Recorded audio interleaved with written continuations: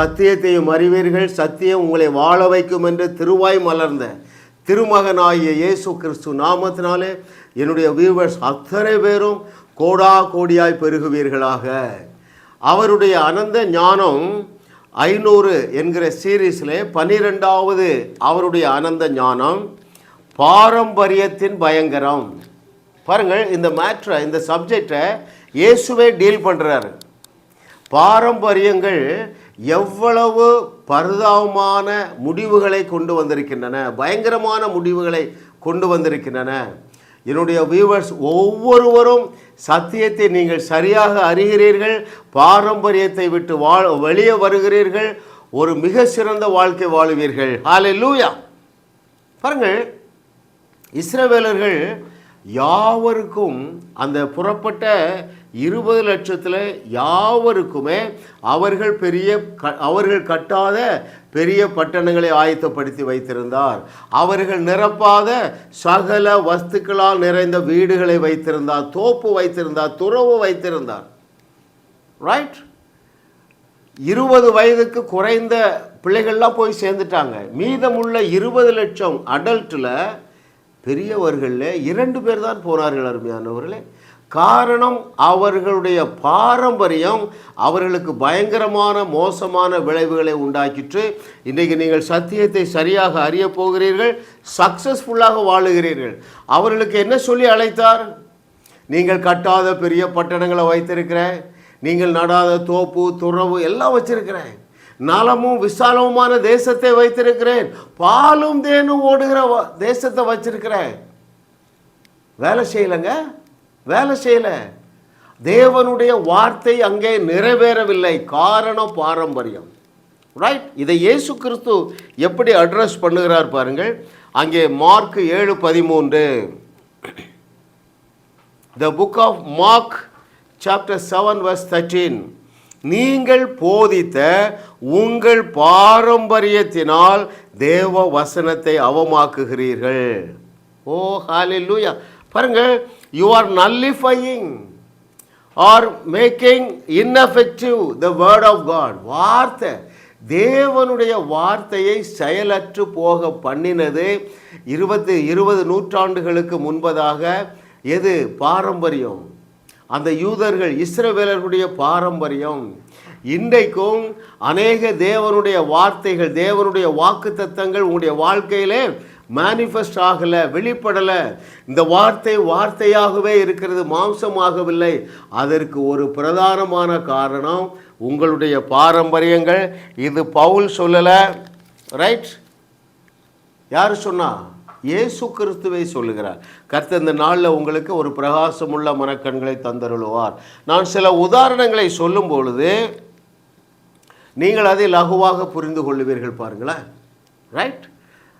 அந்த பாரம்பரியம் அல்லது மதம் என்ன சொல்லுகிறதுனால், நம்முடைய மாமிச முயற்சியினாலே நாம் நீதிமானாக முடியும் என்கிற பொய்யை ரொம்ப சக்ஸஸ்ஃபுல்லாக நம்ப வச்சுட்டான் பிசாசு.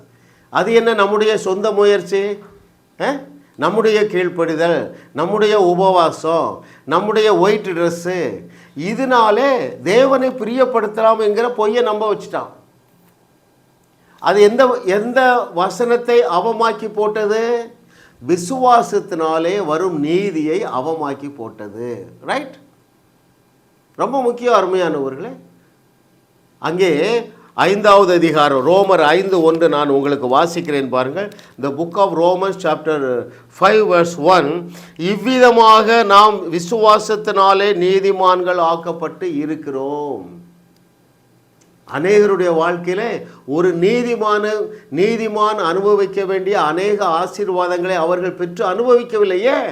நான் இன்னும் நீதிமானாக ஏதாவது செய்யணும். ரைட்?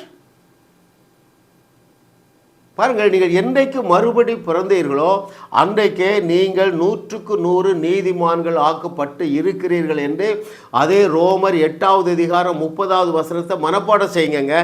பிசாசுக்கு நீ இடம் கொடுக்க மாட்டீங்க. இந்த book of Romans chapter 8:30 I shall read for you. எவர்களை முன்குறித்தாரோ அவர்களை அழைத்தும் இருக்கிறார், எவர்களை அழைத்தாரோ அவர்களை நீதிமான்களும் ஆக்கியும் இருக்கிறார், எவர்கள் நீதிமான்கள் ஆக்கப்பட்டார்களோ அவர்கள் மகிமைப்படுத்தப்பட்டும் இருக்கிறார்கள், அவர்களை நீதிமான்களும் ஆக்கியும் இருக்கிறார். டீல் ஓவருங்க. பாரம்பரியம் என்ன சொல்லுது? உன்னால ஒரு நாள் நீதிமான் ஆக முடியாது. ரைட்? ஏன்?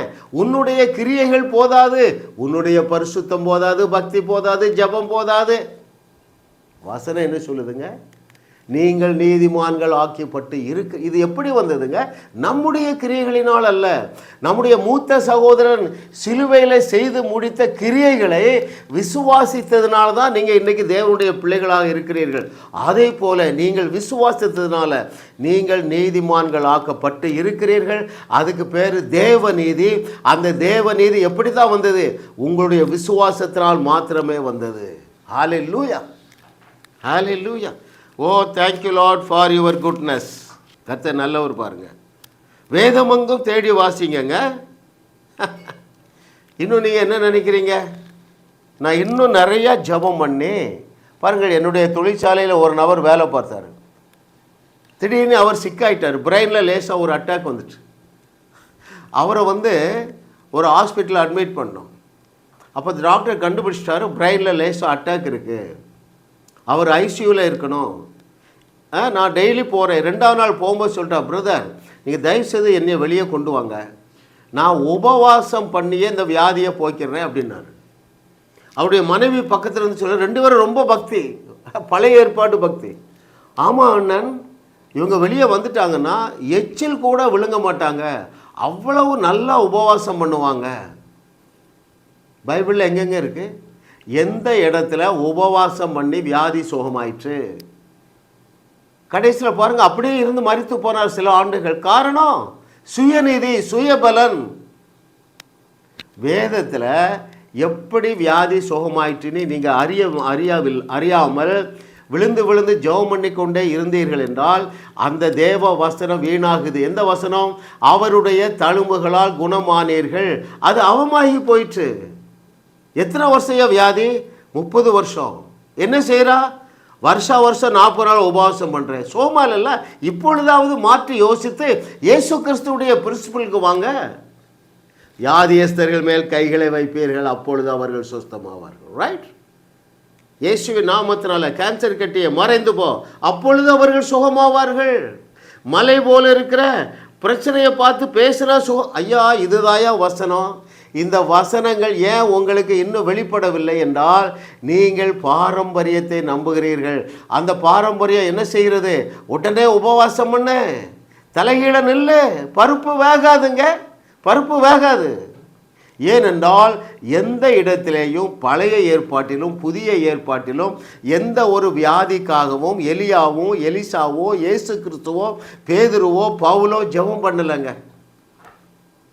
பாரம்பரியம் என்ன சொல்லுது? வியாதி வந்துட்டா தலைகீழ நில்லு. ரைட்? ரொம்ப முக்கியமான ட்ரூத்துங்க, ரொம்ப ரொம்ப முக்கியமான ட்ரூத்து. பாரம்பரியம் என்ன செய்யுது தெரியுமா? ஜனங்களை சிறையிருப்பில் கொண்டு வச்சுட்டு பிசாசு ஃபுட்பால் ஹாக்கி விளையாடுறான். வாசிக்கவா? ஏசாயா 42 4வது டீசெண்டாக பேசுகிறேங்க. பிசாசு அநேகருடைய வாழ்க்கையிலே ஃபுட்பால் ஹாக்கி விளையாடுறாங்கிறது நான் டீசெண்டாக சொல்கிறேன். ஏசாயா அதை விட மட்டமான வார்த்தை சொல்லுகிறான். ஏசாயா 42:22 இந்த ஜனமோ கொள்ளையிடப்பட்டும் சூறையாடப்பட்டும் இருக்கிறார்கள், அவர்கள் அனைவரும் கெபிகளிலே அகப்பட்டு காவலறைகளிலே அடைக்கப்பட்டு இருக்கிறார்கள், தப்புவிப்பார் இல்லாமல் கொள்ளையாகி விட்டுவிடு என்பார் இல்லாமல் சூறை ஆவார்கள். There is no one to say be healed, get behind me Satan. என்ன சொல்ல ஆள் இல்லைப்பா. ஆகினால பிசாசு விளையாடுறான் இஷ்டத்துக்கு. எப்பா பேசுவது சத்தியம், ஜெபிப்பது பாரம்பரியம். எவ்வளோ தெளிவாக சொல்கிறாருங்க. there is no one to say restore, there is no one to say get behind me Satan, there is no one to say be healed. So what happens? They are paralyzed in the prison. வியாதியாகிய சிறைப்பட்டு போய் இருக்கிறார்கள், கடனாகிய சிறையிருப்பில் இருக்கிறாங்க. ஏன் போன்னு சொல்ல ஆள் இல்லைப்பா. பாரம்பரியத்தில் பரிதாபமான பயங்கரமான நிலை. இன்னைக்கு அநேக நல்ல தேவனுடைய ஜனங்களும் கர்த்தர் நல்லவர் என்று ருசி பார்க்கவில்லை. பல ஆண்டுகள் வியாதியினாலே பீடிக்கப்பட்டு இருக்கிறீர்களா? வேற எந்த காரணமும் இல்லைங்க. உங்கள் பாரம்பரியங்களே உங்களுக்கு பயங்கரமான ஆபத்தை கொண்டு வந்து விட்டது. மனம் திரும்புங்கள் அருமையானவர்களே. இன்னும் சில இது நான் உங்களுக்கு சொல்கிறேன் பாருங்கள், உங்களுக்கு புரிஞ்சிடும் பாருங்களேன். புதிய ஏற்பாட்டில் வாங்க, இயேசு தெளிவாக சொல்லுகிறார். மார்க் 11:23, எவனாகிலும் எவளாகிலும் ரட்சிக்கப்பட்ட எவனாகிலும் எவளாகிலும் மறுபடி பிறந்த அன்றே இந்த மலை போல் இருக்கிற பிரச்சனையை பார்த்து பேசினா போதும். நீங்கள் பேசினால் பாரம்பரியத்தை விட்டு வெளியே வந்திருக்கிறீர்கள். ரைட்? இந்த ரெக்கார்டிங் முடிய முன்னாடி ஒரு சகோதரி கூப்பிட்டாங்க பாளையங்கோட்டையிலேருந்து. பிறகு என் கண்ணில் ஒரு நரம்பு சுளுக்கிட்டு ஒரே வலி, நீங்கள் ஜெபம் பண்ணுங்க அப்படி என்று சொன்னார்கள். நான் கேட்டேன், சிஸ்டர் உங்களுக்கு ஜெபம் பண்ணணுமா சுகமாக்கணுமான்னு கேட்டேன். ஏன்? வியாதியஸ்தர்களுக்காக ஜெபம் பண்ணுங்கள் ஒரு வசனம் இல்லைங்க. வியாதியஸ்தர்கள் மேல் கைகளை வையுங்கள், வியாதியஸ்தர்களை சுத்தம் பண்ணுங்கள், வியாதியை உலக ஓடு, இப்படி தாங்க வசனம் இருக்குது. வசனத்துக்கு நம்ம கீழ்ப்படிய மாட்டோம், சுயத்துக்கு கீழ்ப்படிவோம். பக்தி, மனித பக்திக்கு கீழ்ப்படிவோம். மனித பக்தி என்ன சொல்லுது? 3 நாள் உபவாசம் பண்ணுப்போம். ஏன்னா பாஸ்டருக்கு பொறுப்பே இல்லைல்ல. நீங்கள் எந்த அளவுக்கு நினைக்க ஆரம்பிச்சிட்டீங்க, என் பரிசுத்தம் போதாது, என் ஜெபம் போதாது, ஆகையினால்தான் எனக்கு இந்த தரித்திரம். பாரம்பரியம் பாரம்பரியம் பாரம்பரியம். மனம் திரும்புங்க. ஹல்லேலூயா. கர்த்தர் நல்லவர், அவர் கிருபை என்றும் உள்ளது. இயேசு என்ன சொன்னார்? எவனாகிலும் எவளாகிலும் எந்த வியாதிக்குங்க இயேசு கிறிஸ்து ஜெபம் பண்ணார். பாரம்பரியத்தின் பயங்கரத்தை ஆவியானவர் டீல் பண்ணுகிறாரு. எந்த வியாதிக்கு பேதுரு பவுல் ஜெபம் பண்ணாங்க, பல போய் சாத்தான் என்ன போகுது? முதல் பாரம்பரியம். உங்கள் வியாதிக்கும் தரித்திரத்திற்கும் ஒரே ஒரு காரணம், நீங்கள் சத்தியத்தை சரியாக அறியாமல் பாரம்பரியத்தில் சிக்கி இருக்கிறீர்கள். இரண்டாவது பாரம்பரியம் பாருங்கள், அது என்ன செய்யும்? மட்டமான வசனங்களை தான் சூஸ் பண்ணும், தீமையான வசனங்களை தான் சூஸ் பண்ணும். That is tradition. நம்பர் 2, தேவன் ஆபிரகாமை சோதித்தார். பயங்கரமான படுகொலிகளை போயிட்டீங்க. அவர் ஒருவரையும் தீங்கினால் சோதிக்கிறவர் அல்ல. நான் மலைக்கு மேலே வந்துட்டேங்க, வியாதி இல்லை, வியாகுலம் இல்லை, விரக்தி இல்லை, கிருபை கிருபை கிருபை கிருபை. கிருபைக்கு அளவில்லையே, தேவ கிருபைக்கு எல்லை இல்லையே, கிருபைக்கு அளவில்லையே, தேவ கிருபைக்கு எல்லை இல்லையே. Hallelujah. Oh thank you lord for your goodness. இன்னும் சில தீமையான வசனம் சொல்லட்டுமா? அதாவது மட்டம் எது குறைவோ அதைத்தான் எடுத்துக்கொள்ளுது பாரம்பரியம். மனிதன் வாழப்போகிறது 70 அல்லது 80 வருஷம். அவ்வளோ வெறும் 80 கூட அடைய மானுங்க. எப்போ அது மனுஷன் மோசே சொன்னது, சொன்னவனே 120 வருஷம் வாழ்ந்துட்டான். கடைசி 120வது வருஷத்துலேயே கண்ணு தெளிவாக இருந்தது. தேவன் என்ன சொன்னாருங்க? மனிதன் வாழப்போகிறது 120 வருஷம். நீங்கள் எதை எடுத்துக்கொள்ளுகிறீர்கள்? ரைட்? மோசே சொல்றான், பாவம் உங்களை தொடர்ந்து பிடிக்கும்னு சொல்றாங்க. பாலாக் சொல்றான், அவர் பாவத்தை பார்க்கவே மாட்டார். எது வேண்டும்? அதான் மேட்ரு. இப்போ ஐயா சிலுவைக்கு முன்பதாகவே இன்னும் என்னது? நியாயப்பிரமாண காலத்திலேயே பாலாக்குக்கு அந்த வெளிச்சங்க. நான் அதை வாசிக்கவா? எண்ணாகமும் 32:23. மோசே என்ன சொல்லுகிறாரு? பாவம் உங்களை தொடர்ந்து பிடிக்கும் அப்படின்னு சொல்றாரு. பாலாக் என்ன சொல்றாரு? இஸ்ரவேலிலே அவர் அக்கிரமத்தையும் பாவத்தையும் பார்க்கிறது இல்லை. எது வேணும் உனக்கு? ரைட்? எத்தனை வசனம் வேணும் உங்களுக்கு? இன்னும் அதே போல உங்கள் பாவங்கள் சிவேர் என்று இருந்தாலும் அவைகளை வெண்மையான பஞ்சை போல மாற்றுவேன் என்று சொன்னாரே. 2000 ஆண்டுகளுக்கு முன்பதாகவே சிலுவையில் அதை செய்து முடிச்சிட்டாருங்க. அவர் உங்கள் பாவத்தை பாராத சுத்த கண்களை உடையவர். அது மாத்திரம் இல்லைங்க, அவர் உங்களுடைய ஆவி மனுஷனை மாத்திரம்தான் பார்க்குறாரு. அது பரிசுத்தமாக்கப்பட்டு இருக்கிறது. ரைட்? பாருங்கள், நீங்கள் நீதிமான்களாக இருக்கிறீர்கள் என்று பல வசனம் இருக்கு. இன்றைக்கி அநேகர் இந்த சத்தியத்தை அறியாததுனால, பாரம்பரியமான பழைய ஏற்பாடை நீங்கள் படிக்கிறதுனால நீதிமான்களுக்கு வரும் ஆசீர்வாதத்தை நீங்கள் சுதந்திரிக்கவில்லை. நீதிமான் எதை போல செழிப்பான்? உயர்ந்து ஓங்கி நிற்கிற பனையை போல செழிப்பான். செழிப்பு இல்லையே. ஏன்? வசனம் அவமாகி போய்விட்டது. Hallelujah. Oh thank you lord for your goodness. மோசே சொல்கிறான், என்ன சொல்கிறான்? பாவம் உங்களை தொடர்ந்து பிடிக்குங்கிறான். தாவீது சொல்கிறான், நன்மையும் கிருபையும் உங்களை தொடருங்கிறான். எது வேணாலும் எடுத்துக்கொள்ளலாம். தாவீதுக்கு இந்த வெளிச்சம் இருந்தது பாருங்க. தேவன் அவனை சிங்காசனத்திற்கு கொண்டு செல்ல முடிந்தது. It is not out of his holiness. அவன் பரிசுத்தராக இருந்ததுனால அல்லங்க, அவனுக்கு ஒரு கிருபை கொடுக்கப்பட்டது பாருங்கள். ஏசாயா 55:3 அந்த தாவீதுக்கு அருளப்பட்ட கிருபையை நமக்கு கொடுத்து விட்டாருங்க. அது என்ன கிருபை? அவன் அவ்வளவு அக்கிரமங்கள் பண்ணினாலும் அவனை தேவ ஆசீர்வாதத்தினால் அவர் நிரப்பினார். எதுவுமே தடை செய்யவில்லை. ஏன் தெரியுமா? அவன் குற்ற உணர்வுக்குள்ளே போகவில்லை. கொலை செய்தான், விபச்சாரம் செய்தான், ஆனால் அவனுக்கு அருளப்பட்ட கிருபைங்க 2000 ஆண்டுகளுக்கு முன்பதாகவே உங்களோடும் என்னோடும் நித்திய உடன்படிக்கையாக ஏற்படுத்தி வைத்து விட்டாரே அவருடைய திரு ரத்தத்தினாலே. இதை நீங்கள் புரிஞ்சிங்கன்னா உங்கள் மனசாட்சி தெளிவாக இருக்கும். வாக்கு பண்ணியிருக்கிற நன்மையும் கிருபையும் உங்களை தேடி வந்து அடையும் என்று கர்த்தர் சொல்லுகிறார். பாரம்பரியத்தின் பயங்கரமான இந்த தீமையான வசனங்களையே நினைவுபடுத்துவதால் நன்மைக்கும் தீமைக்கும் நன்மையும் கிருபையும் உங்களை தொடருவதற்கு பதிலாக தோல்விகள், வியாதிகள், வியாகுலங்கள் உங்களை தொடர்கின்றன. ஒரு நன்மையும் குறைவுபடாதுப்பா, ஒரு நன்மையும் குறைவுபடாது. ஹல்லேலூயா. அதான் சங்கீதக்காரன் சொல்கிறார் பாருங்க, 34:10 ஆஃப் த புக் ஆஃப் சாம் 34:10 என்ன சொல்லுது?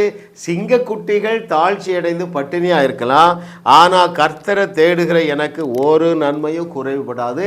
ஆனால் அநேகர் ஒரு நன்மையும் பெற்றுக்கொள்ளவில்லை. காரணம் என்ன? பாரம்பரியம். பாரம்பரியம்.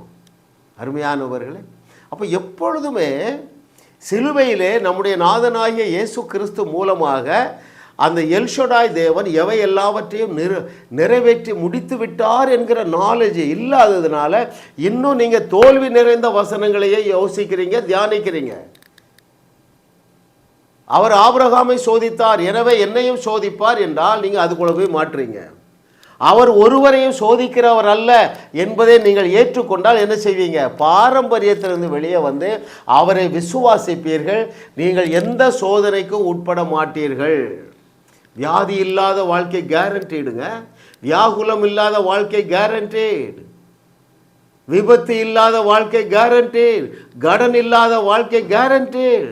ஃபேமிலியில் ஸ்ட்ரைப்ஸ் இல்லாத, குழப்பம் இல்லாத, சண்டை இல்லாத வாழ்க்கை கேரண்டிங்க. இந்த வசனங்கள் எல்லாம் உங்களுடைய வாழ்க்கையில் நிறைவேற வேண்டும் என்றால் எங்கள் செய்திகளை தொடர்ந்து கேளுங்க. நன்மையும் கிருபையும் உங்களை சூழ்ந்து கொள்ளும் என்று கர்த்தர் சொல்லுகிறார். அருமையானவர்களே, அடுத்து பாரம்பரியம் பாருங்களா. எப்போ பார்த்தாலும் என்ன நினைவில் இருப்பாங்க? பாரம்பரியத்தில் ஆப்ரேட் பண்ணுறவங்க தெரியுமா? நான் பூச்சி, நான் புழு. ஆண்டவர் தடை செய்கிறது இல்லைங்க. உங்கள் மனசில் உங்களுடைய எண்ணத்தில் எது ஓடுதோ நீங்கள் அப்படி தான் இருப்பீங்க. நான் பாவி என்று நீங்கள் நினைத்து கொண்டே இருப்பீர்கள் என்றால் பாவத்தை விட்டு எப்படி வெளியே வர முடியும்? அதைத்தான் ஞானி சொல்லுகிறார். இதில் நீதிமொழிகள் 23:7 அவன் இருதயத்தின் நினைவு எப்படியோ அப்படித்தான் அவன் இருக்கிறான். இருதயத்தில் சதா என்ன நினைக்கிறா? நான் ரொம்ப பாவி.